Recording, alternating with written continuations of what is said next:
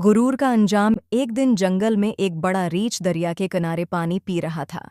वो अपनी ताकत और जसामत पर बहुत फख्र करता था। वो छोटे जानवरों को कमतर समझता और उनका मजाक उड़ाता था। इसी दौरान एक चिवंटी अपने काम में मसरूफ थी। रीछ ने उसे देखा और हंसते हुए कहा, "अरे छोटी सी चिवंटी, तुम कितनी कमज़ोर और मामूली हो। तुम्हें तो मैं एक पल में कुचल सकता हूँ।" चिवंटी ने नरमी से जवाब दिया, "रीछ भाई, ताकत का मतलब दूसरों को तकलीफ देना नहीं होता। हर किसी की अपनी अहमियत है।" रीछ जोर से हंसा और बोला, "छोटी सी चिवंटी की बातें सुनो। तुम जैसे कमज़ोर जानवर मेरी बातों का मतलब क्या समझोगे?" ये सुनकर चिवंटी को बहुत बुरा लगा। वो चुपके से रीछ के कान में घुस गई और अंदर जाकर जोर-जोर से काटने लगी। रीछ दर्द से चीखने लगा, "आवा! मेरी मदद करो!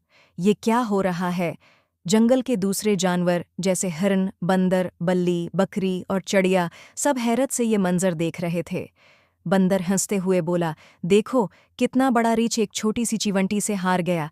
रीछ तंग आकर दरिया की तरफ भागा और अपना कान पानी में डाल दिया। तब जाकर चिवंटी बाहर निकली और बोली, "रीछ भाई, अब तुम्हें समझ आया कि हर जानदार चाहे छोटा हो या बड़ा, अपनी अहमियत रखता है। गुरूर करना अच्छी बात नहीं।" रीछ को अपनी गलती का एहसास हुआ और उसने सबसे मुआफ़ी मांगी। सबक: किसी को छोटा या कमज़ोर समझकर उसका मजाक नहीं उड़ाना चाहिए। गुरूर हमेशा नुकसान पहुंचाता है और कभी-कभी सबसे छोटे जानदार भी सबसे बड़े को सबक सिखा सकते हैं।